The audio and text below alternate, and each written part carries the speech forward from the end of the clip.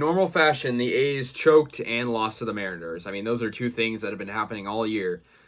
In Seattle, crucial games down the stretch now, really, and they got destroyed, 13-4. I mean, it's horrible. We're 2 games back of the Mariners. We're coming off a great series against Houston, a sweep, with a great momentum shift, it seemed in play. I mean, obviously it might not have been enough, but, that great series against the Astros was meaningful. And now, 13-4, this was terrible. Our bullpen was terrible in this game, horrible, and they just we cannot beat the Mariners. I don't know why not, but that's how it's been. But yeah, the A's had a pretty good start. Seth Brown got a 3-run homer in the top of the first inning of Chris Flexen. It made it 3-0. Ty France, however, in the bottom of the third, off Cole Irvin, got an RBI double into right field, so bounced off the wall, and it was 3-1. The A's still had the lead. Then Luis Torrens tied the game up with a 2-run hit into center field, and that made it 3-3. It was a single. So just like that, this game's turned around. However, the A's did get the lead again when Chris Davis got an RBI double into left center field, which was nice to see. I mean, Davis, he's not great. Actually, it was a single, but he was trying to go to second. He couldn't get around, so it was close. But, Davis, he's not been great, all year, but it's good to see that from him back on the A's. But this was, a back and forth game for a little bit as the Mariners came back. Once again, and off Deolis Guerra, who, for the record, is a pretty terrible pitcher, in my opinion. J.P. Crawford got an RBI, so it was 4-4. Then Ty France, once again, got an RBI single off Guerra. Surprise, surprise, right? Guerra allowing that.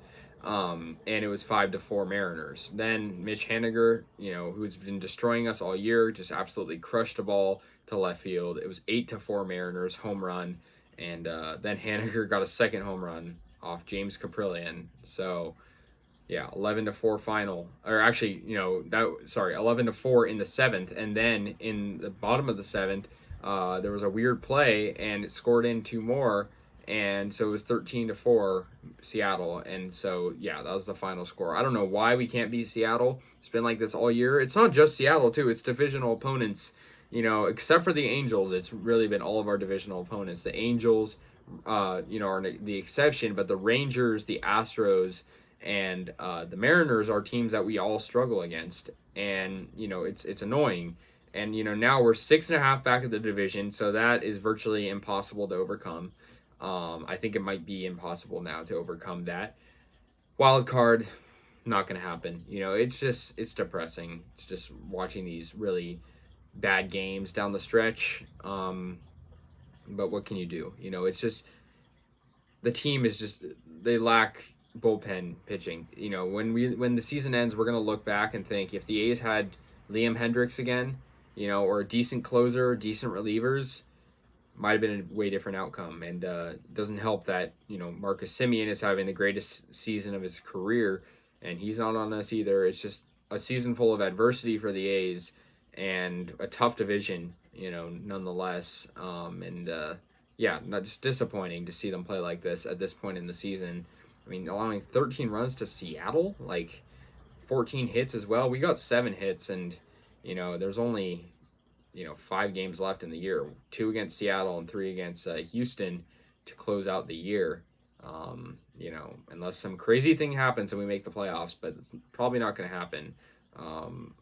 It sucks. Being an A's fan, it's this endless cycle of having 3 good years and then rebuilding, and then having 3 good years and rebuilding, and just never getting, over that wild card or division series hump. It's always that way. So, yeah, anyways, guys, let me know your thoughts, and I'll see you guys later. Go A's.